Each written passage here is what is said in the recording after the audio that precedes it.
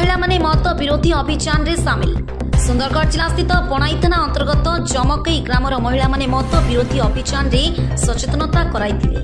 सर्वप्रथमे grammar महिला माननकु नै एक सभा अनुष्ठित होइथिला। ग्राम रे केते जण मत बिक्री करुथिबारु सेमानंकु ताकिद करिबा पई पणिया पुलिस खबर देथिले।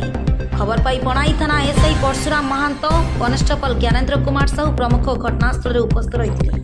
परे पुलिस और महिला माने ग्राम रे मद बिक्री करुथिबा 6टी घर को जाई मद और हांडिया बिक्री बंद करी नचेत आगामी दिन रे तांको नाम रे दृढ़ कार्यानुष्ठान ग्रहण कराजियो बोली सेमानंकु सचेतन कराइथिले। पुलिस उपस्थिति रे महिला मानकर एक सचेतनता मत विरोधी रैली नगर परिक्रमा करथिला। सुने रोना जमकेई आमे महिला माने आउ मीटिंग करवा पई डाकिथिलु। आउ थोड़ू पुलिस के भी डाकलु ए मद बिक्री हो जे बंद करवा पई। हेले आमे घर घर ढुकलु। हेले 6टा घर को धरिछु। 6टा घर को जागी तागिद करि देइछु पुलिस डाकी गिरी से पुलिस संगरे।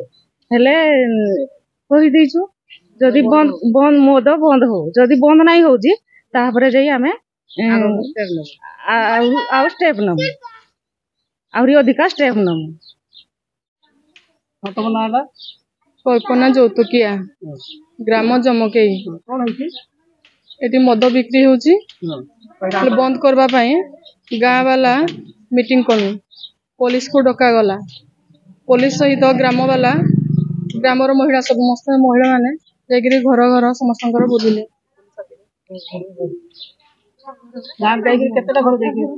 6टा घर हांडिया मद बंद हो बोली बबीता भाई